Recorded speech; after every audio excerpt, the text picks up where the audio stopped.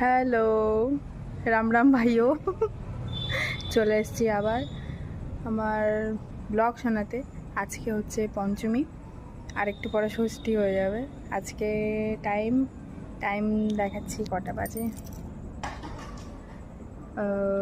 11:15 বাজছে এখন ঘড়িতে।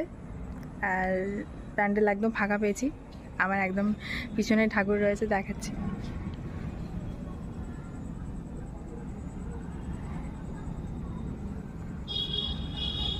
একদম ফাঁকা ফাঁকা ঠাকুর।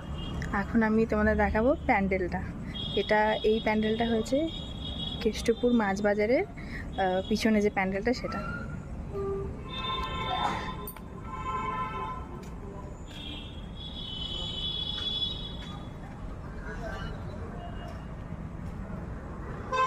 ওই সামনের দিকে লাইটগুলো খুব সুন্দর করেছে।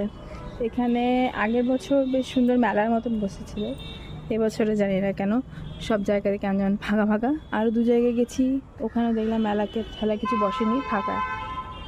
হয়তো বসবে ষষ্ঠী সপ্তমীতে, এখন দিন রয়েছে, তো দেখা যাক।